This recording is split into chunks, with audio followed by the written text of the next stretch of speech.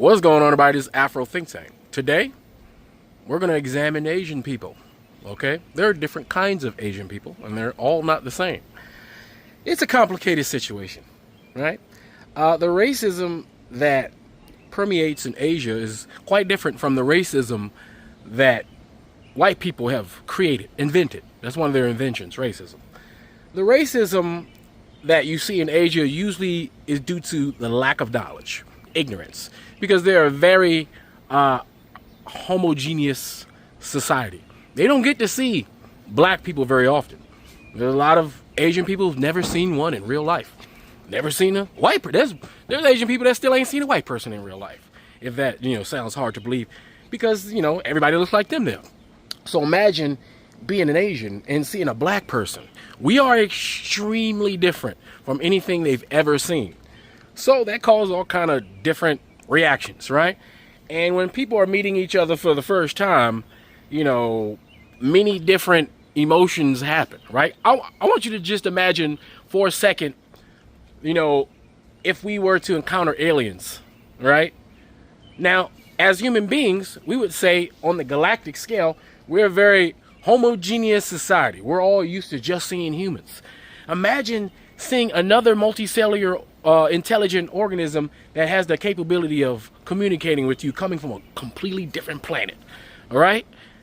We would probably, take umbrage with them, right? We're like, what are you doing here? Huh? What are you doing here on my planet?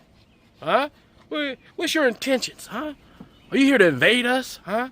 We would look at their differences and be afraid of those things because we're afraid of things that we don't understand, right? Right? So there would be people who would embrace the alien. They would say, oh, you're cool. Let me learn about you. Let me learn about your culture and what you guys, what you guys are all about and this and that, right? Then you have those who will say, stay far away from me because you're so different.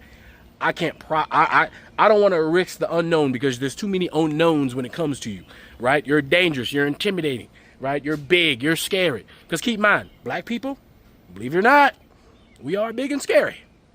If you don't know us, we're big and scary. If you can't read our personalities, we're big and scary. If you've never met one before, the first assumption might be danger, danger, danger, danger, right? That's just what it is, and you got to accept that, right? And it's the truth. And as a person who has personally experienced going to places where I was the very first black person that these people have ever met in their entire lives, I've seen both reactions. But one thing I've noticed, that outside of the old geezers, right? Because, old geezers, once you set in your ways, you got to, sometimes you just got to let that shit slide. But you get the active age individuals, middle-aged to young, right? 9 times out of 10, the initial curiosity will set in, and then they will want to get to know you because how many times are they going to get to meet a black person, right? And then once they do, the racism is gone. It's really easy, to be honest. It's really easy to get rid of what we call racism in Asia once you actually get to know them. See, once you get to know an Asian, that initial, the initial fright, the initial reaction, if it's negative, most of the times, 9 times out of 10, it will become positive, right? Unlike white people, who we know they'll smile in your face, they'll invite you on vacation, they'll let you get on your boat, take you way out in the middle of the lake, dump you, and then disappear and act like they never met you. They'll take you out camping. You say, everything's cool, buddy. They'll take you out in the middle of the woods, right? Hunting, right? Y'all going squirrel hunting, accidentally pop you in the back of the head and forget you ever exist. And you'll never be found until, forest police come out there and find your body, right? Like we know white people in their sadistic racism, they set traps for black people who get too comfortable around them, right? But Asians are different. They're just like, I've never seen such a humongous, massive, muscular guy with such long hair or dark skin. You look like goddamn Frieza. You understand? You walking around with Frieza powers, black Frieza and shit, right? And these guys are like, nah, your goddamn power level is too high. I can't deal with that, right? I'm not dealing with that. You're gonna have to go over there somewhere, I'm afraid, right? But, so it be like that. And it's complicated, right? We can blanket white folk. They all race. Now, we know that. We have data for that, right? And if they not racist, they light skin. All right, but for Asians, You know, it's working. This is a workable situation. Now, we must also crush all their Asian American businesses in America talking shit and treating us bad and disenfranchising us and shooting us. Of course, that's got to happen. I'm sorry. Those guys got to go because those people, that business class that we are currently doing a wealth transfer from, right? Those are the same old ass, racist ass, ignorant ass, white adjacent Chinese that they don't even care about their own Chinese people. Keep in mind, right? The worst people amongst all societies not only treat other people like shit, but they treat their own people like shit. It's a common pattern. Most of the people we would consider piece of shit ass, racist ass Asians are piece of shit ass Asians in general. And they don't like and they disrespect their own people specifically. And they disrespect other Asians amongst their Asian group. Just as racially and ethnically xenophobic towards their own Asians as they are towards Africans. And they also love white people. So they're racist towards all other Asians, racist towards all black people, but they love white people because they're the weak link Asian people. You know, Asian people got their own weak links too. And these are the weak link versions. Like I said, you gotta be able to separate the difference between someone who's afraid of you because they know nothing about you and those who know everything about you and are racist because they're jealous of you. It's two totally different things. It's complicated. All right. You got to understand this world is complicated. They are complicated. We are complicated. All of this shit is complicated, but we got to get through this shit in order to get to the other side. So we're going to continue to do exposés on them so we can learn and see what we're dealing with. Because listen, we're going to have to deal with each other on some capacity at some point, some way or another. Therefore, we got to continue these conversations, and these conversations can't just be tick for tack, but they got to lead somewhere. They got to go somewhere. Like this boycott is going somewhere. It's improving the black economy because we're learning to love and build with each other, right? And unfortunately, Chinese and Korean and various other institutions that have been disrespectful have to go down, right? But from that, something else should emerge. And we'll find out what that is based off the conversations that we're having. Anyway, you guys tell me what you think in the comment section. It's Afro Think Tank. Learn some, teach some. I'm out. Racist tourist attractions in Asia, the Black Devil's Cave in Taiwan. Black Devil is a negative slur for Black people in Chinese. So, why does this Ming Dynasty cave have a slur in its name? Outside the cave, there's a plaque that claims to tell the history of the cave, in that when this island was occupied by the Dutch, and the Chinese national hero Koxinga drove out the Dutch to restore Taiwan, some black enslaved people escaped to the cave. They became pirates who robbed and murdered the crew members on a British warship that landed on the island. The British warship tracked them down to the cave, poured oil down the hole, and burned them alive. Historians say the story is false, but the real story is just as bad. Trapped in the cave were not black enslaved people, rather the native indigenous people of Xiaoliuqiu Island, where the cave is located. Indigenous people were known to kill crew members of Dutch ships who tried to dock at the island. General of the Dutch East Indies eventually ordered the punishment and extermination of the native people. In 1636, Dutch soldiers, Han Chinese pirates, and other Aboriginal Chinese joined forces to corner 300 natives into the cave. They blocked all entrances except for a few small holes where they placed pans of burning pitch and sulfur. Those who tried to crawl out were captured, the rest were trapped. People reported hearing the cries of those inside. 8 days later, when soldiers entered to investigate, they found the corpses of around 300 men, women, and children. Not only is this name super offensive, but it also is historically inaccurate. Don't even get me started on the strange, cute cartoon mascot they have. In addition to the horribly racist name, why is this inaccurate backstory still available for the public? So how can we better educate people on the real story behind this cave?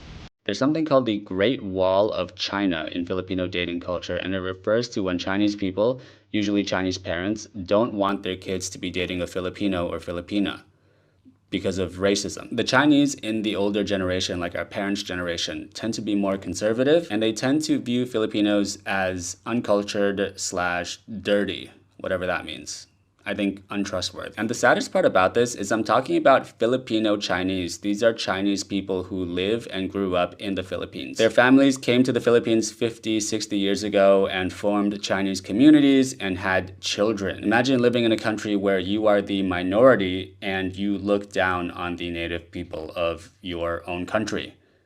It's crazy. A lot of these Chinese families are more well off than Filipinos. They own businesses, and so they are extra picky when it comes to who their children date or marry. It is so common, and I've heard this firsthand, to hear stories from Filipinos or Filipinas about how their Chinese partner ended things because the parents didn't approve, or how the Filipino person ended things because the Chinese person's parents were just that overbearing, or how these relationships are often hidden from the Chinese person's parents. To give you a sense of how well off some of these families can be, this is what my Filipino friend told me about a Chinese Filipino guy she was seeing. So she told me that her and her ex would sometimes go to the country club and that her ex's father would just tell them to put everything under his tab. She also told me that he did not have to work because his parents wouldn't let him work. They would just pay him a allowance to go out and gamble. That friend, by the way, she's only a quarter Filipino. She's half Spanish and her father is half Chinese, half Filipino. So that's why the Chinese guy's family likes her so much. It's a mixture of racism and Chinese families liking mixed babies, especially Asians. And maybe if you're full Filipino, the Chinese person's parents will accept you if your family is also well off. You see, the Chinese aren't made of stone. I didn't really want to make this video, but I've heard about this Great Wall thing at least 3 times from different people. And you guys know I like China. I think they're doing great things. They're going to rule the world. The Chinese are a great people, but I also try to keep things unbiased, and there are bad players in every group of people. And no country or group of people is perfect. These cultural themes and anecdotes are important in any part of the world. Anyway, to my Filipino audience, you guys are great. I love you. Bye. Go eat your fucking rice. Go eat some fucking rice, you piece of shit. And fuck you fucking cunt. Yeah, get the fuck out. Don't ever say to go back to my own country. You're fucking Chinese. Yeah. So get the fuck out. Make me walk. Fuck that. Keep walking. Let's go. Let's go, bitch. You're gonna fucking call me go back to my own fucking country? I was born here, motherfucker. Oh, make sure your country, right? Yeah. Why don't you go back to your fucking country? This is my Yeah, country. you fucking aboriginal. I'm You an fucking aboriginal. dead. You an I can't aboriginal. die from this You an fucking aboriginal. country, Hey, motherfucker. hey, man, we're trying You to make guys a fucking come over living. here fucking What do we shit. do? What are we doing here? What are we fucking doing here? I don't know what you doing here. Yeah, what the fuck? You talking all this shit like you own this place? Yeah, it's my fucking country, Yeah, oh motherfucker. yeah, yours. Where the fuck is your shit property, fool? Did you call my homie a gook? No, I gotta call Yeah, him a gook. did you call my friend a I gook? call him a fucking stupid fucking Asian. Yeah, you fuck get the fuck out of you, The racist fuck? motherfucker. Yeah, I'm a fucking Yeah, racist. you are racist. I protected my fucking country, Hey, we are motherfucker. living Where the fuck is your fucking fucking bother country, you? man? Are we fucking bothering you? Idiot. Why are Asian Americans so racist against Black people? This is a conversation happening right now in the United States after the acquittal of Rick Chow. I just saw a video in which an African American person correctly stated that Black people have never systematically oppressed Asian people. We've never destabilized an Asian country. It wasn't an African country or African Americans who dropped a bomb on Hiroshima, who spread Agent Orange in Vietnam. We weren't the ones to bomb the shit out of Cambodia and Indonesia. And even despite all of this, they still value proximity to whiteness. But none of this actually makes sense. And I think that is the first thing that everyone sort of must consider when we talk about anti-Black racism, when we're discussing racism in the first place. It's not an ideology that is typically subscribed to by intelligent people. So that's number one. We're looking for logic in something that's illogical. But when you know the history of the United States, anti-Black racism being wielded by other oppressed people makes perfect sense. But the usual suspect is capitalism. In the mid-1950s, there were alliances between African and Asian countries. Look up the Bandung Conference that occurred in 1955. There were nearly 30 African and Asian countries who came together. They were forming a solidarity movement against colonialism and imperialism. And of course, the CIA saw this as a major threat. But to further make sense of this anti-Blackness in the United States, we have to consider what this country offered to immigrants. The majority of non-Black immigrants in the United States were offered privilege that, of course, they weren't afforded in their home countries. But this privilege, of course, came at the expense of buying into the oppression of African Americans, of reinforcing the hierarchy of African Americans being at the bottom, even though it means that they themselves wouldn't be at the top. Asian Americans absolutely subscribe to this, and they sort of pride themselves on being the model minority, even though that term in and of itself is an insult. But what exactly does being a model minority entail? Number one, it requires a sort of docility, submissiveness, obedience. And I think many of us with knowledge of certain Asian cultures, particularly East Asian cultures, a lot of us know how much these cultures prioritize politeness, not questioning authority, but also the importance they place on status. And so what better recipe is there for a people reinforcing white supremacy without actually being white? Black Go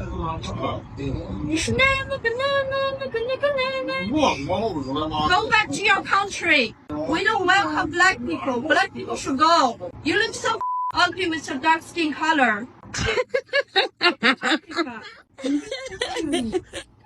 Go back to your country. It was a song for me. Like, she did a whole little ditty behind. I'm not sure if she was... Well, don't racism become exhausting? Like, it's so old school, not even vintage. It's kind of whack. No, it's extremely whack. Like, if you cannot even give me the chance to get to know me for 5 minutes, in which I could give you a laundry list of reasons not to like me, please do not shortchange me because I'm a whatever that was. Like, come on. And then it's crazy because when we feel a way about it, or we don't know how to feel, we don't know if we're in a safe space with anybody because the switch can flip at any given time. Like, and we could be cool till we not, you know, any given moment we could be like, it's insane. Somebody being told that they're ugly because of their skin color, like, it's so old. At what point do we not keep doing the hamster wheel thing in racism? At what point do we not just be like, you know, we're all different and coexist? At what point does being a racist not become exhausting? Because if I don't like somebody, I ain't thinking about you. So the fact that people will have to think about somebody to the magnitude that you have to think about them to create a harmony in public, that's insane. And then even if I take it a step further, to think that we have to care about your opinion. You could be racist, we don't have to care. So I guess it's just comedy at this point because it's very old. It's very tired. That's it. We just realized that Chinese people really don't like black people. Ever since we have been in China, people have been asking, how does it feel to be a black person in China? Is it safe? Do people stare? Or do they like us in general? Well, we have been here for 1 year and 4 months now, and we think it's finally time for us to come clean and tell the truth. Quite frankly, the truth is, they don't like us. They love us. When we first came to China, not gonna lie, we were a little nervous about how Chinese people would approach us. But now, every time we see a Chinese person greeting us with a smile, we know that 9 times out of 10, they just want to take a picture with us. And best believe, a line just might form of many more people who want to do the same. But anyway, China loves black people so much that they want better for us. China knows that we deserve more than what we have been given for the past centuries. So in return, they actually want to help build up Africa. Wonder what other countries are doing that. Did you know that China helped Africa by kicking off new railway projects, building factories, creating job opportunities, and so much more? Little do you know, Africa and China have been bumping fists for many years now. They even host events amongst the two so they can gain more of an understanding of each other's history and culture. The relationship between China and Africa has grown a lot within the past century, and they plan to grow it a lot more. So before you say China hates black people, think about the relationship that China has with Africa, and think about how we have been treated since we have been in China for the past year. Is China racist? Good question. Let me tell you in 3, 2. First off, in China, we don't talk about race. We talk about ethnicity. To us, you're just an outsider. What? That means everyone. black, white, brown, purple, pink, green, you all get lumped into the same bucket. So when you land in China and random people sneak photo you on the subway, it's not hate, it's pure curiosity. They're like, wow, your skin so different. What is Lao Wai doing here? This is your golden chance to wave, smile, and practice the only Chinese phrase you know. Ni hao. Ni hao. Ni hao. Ni hao. Trust me, they will compliment you with, you're Chinese, so good. I've seen it myself. Chinese folks will invite complete strangers, foreigners, out for a hot pot or bubble tea. Oh my God! Meanwhile, they hardly ever do that for their own high school buddies. I remember my first foreign friend in real life, Tina from Ghana. She taught English in my hometown. At every hot pot dinner, we'd say, Tina, hot pot on us. You tell us, does sun get you tanned? Well, back then I didn't speak English. That's the best I got. Now she's back in Ghana, but she still texts my family blessings on every Chinese New Year. So for foreigners, you respect us, we treat you as family. Nice. Look, with 1.4 billion people, you meet someone grumpy or rude. I've seen racist posts or comments myself here on this platform. But those stories are rare. Don't let that 1% ruin your view of 99% who are genuinely friendly. So if you're thinking of visiting China, ditch your worry about, what if they hate my skin? No, they don't care. They care about your money and whether you're willing to spend it. So are we racist? Let me know your thoughts. Almost forgot to mention, if you like this video, please consider to follow before your algorithm forgets me. Bye bye. Yo, hell yeah, when I was in China, they was racist to me. Extremely racist. They so racist that when I got hired for my job there, they gave me a free flight there. Hospitality was so bad. When I landed in the airport, they sent me a chauffeur to pick me up and take me to my apartment that they paid for, and it came fully furnished. And they mad stingy. Like, my salary was only 25% more than I was making when I worked in America. Don't get me started with the living, man. Everything's too technologically advanced. Everything's so cheap. It's just bad, man. Don't go there. I'm telling y'all, don't go. Asian people in the US are so weird at liking white people more than their own people. Think of it like this. When COVID hit, remember all the anti-Asian rhetoric that was going around America? Now imagine that energy stretched over a lifetime. Growing up, I'd hear that Asian men are not attractive, we only know how to do math, we can't drive, we have the funny accents, the slanty eyes. It's really hard, given all of that, to grow up as an Asian man in America and be proud of who you are. Now imagine coming home and the people in your house are Asian parents who don't express their emotions, who lay hands on you, who don't ever apologize, who make you feel less than for not wanting to be a doctor or engineer. Mine also called me stupid. Oh, you'll never get into this school, you'll never do this. Look at my friend's son and what he's doing. And so when both your indoor and outdoor environments make you question your self-worth, of course you're going to try and be someone else. I think that's human nature. And in America, what group do you look towards? White people. They are the heroes in all the movies, they're on all the magazines. It is very easy to put them on a pedestal, which I did, admittedly. And my story isn't unique. Now, these days, I am proud of who I am and my heritage and my facial structure. But it took a long time and a lot of personal growth and a lot of help from cultural phenomena like K-pop. There is so much more to say about this topic, like, for example, how a lot of Asian Americans don't feel connected to their extended families because they're not Asian enough, or how I in college saw up close white people with their close families and how that impacted me. But I want to keep it short. I hope this helps you and other Asians who didn't grow up in America understand us better. I mean, I don't think they're really like, aggressive or like really hate black people, but it's just like I don't know, for a lot of, I mean, not everyone apparently, but a lot of Chinese people, they are really racist. Okay. Really, really racist. Okay.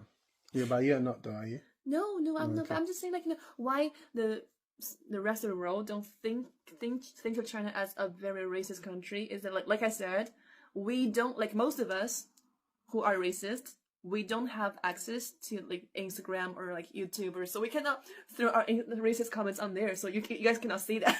Okay, but it's there. Yeah, we just, you know, we talk about it on the Chinese social media platform, but you guys don't use it, so. Oh, we don't use it, so we don't know. So you guys have a private, like a separate. Yeah, separate. Story. It's just for Chinese people. Yes. Wow. And what is it called? It's a lot of different things. Like we have WeChat, we have. Do not go to China if you're black. Because I'm currently in Chengdu. I just left Beijing and Shanghai, and here I've had the most racist experiences of my life. If you come here, expect to be treated like a tourist attraction. No, thank you.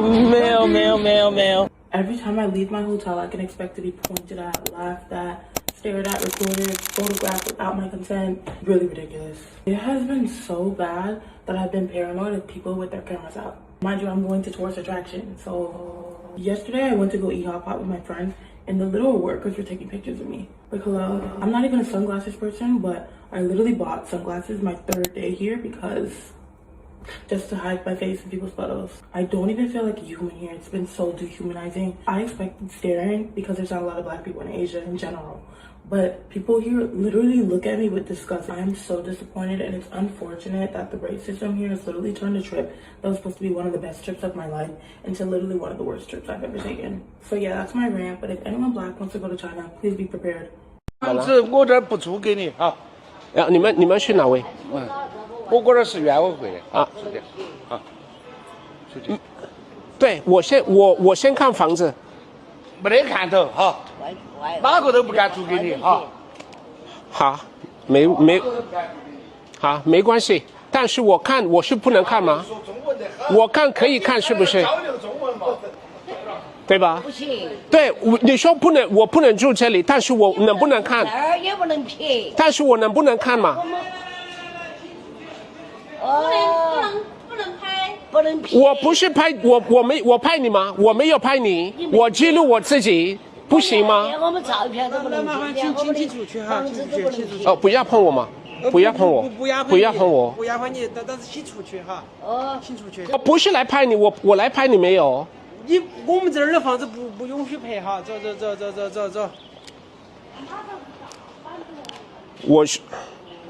我是联系了房东，啊，我有朋友在这里，你不用在那里威胁我哈。我没有威胁你。对，所以说你不要激动哈，你不要激动好吗？Everyone just turns out and just starts calling me names, man. Like this is really unbelievable.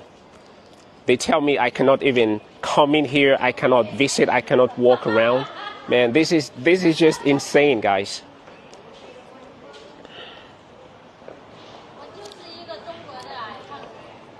我们有什么问题吗？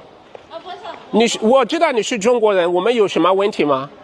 有什么问题吗？我都还没有见到他，我就是给他打电话，他让我过来。为什么？我不是说。哦，没有，我现在没有读书。Does China have racism? The US has a legacy of slavery, segregation, and systematic racism issues rooted in centuries of oppression. China is largely a homogeneous society where everyone is just Chinese, so people with other color skins are often seen as foreign guests. There's an old saying, isn't it a joy to have friends from afar? So most Chinese people are genuinely hospitable to outsiders. In less cosmopolitan areas where foreigners are rare, people might stare or act overly curious. While this is impolite, it usually comes from fascination, not hostility. Like some Western countries where racial hatred exists, China's issue is more about regional pride. So for example, people from Beijing and Shanghai might not like each other because they consider their own city and culture to be superior. China's constitution explicitly prohibits racial discrimination. Unfortunately, the West is seeing the rise in anti-Chinese discrimination. Chinese students abroad got harassed, Asian elders got attacked. I just want to say we're living in a global village where all are born the same. No baby hates others for their skin color. The world needs more understanding and less prejudice. After all, real progress starts with empathy. So what do you think? Follow me and we will discuss China's 50 minority ethnicities in the next post. 山对山，来爱对爱，蜜蜂采花深深来，蜜蜂本为采花子，人参果为祝英台，一来。Free Sudan! Boycott diamonds and gold! Free Sudan! Boycott diamonds and gold! We most definitely cannot forget about the people of Sudan!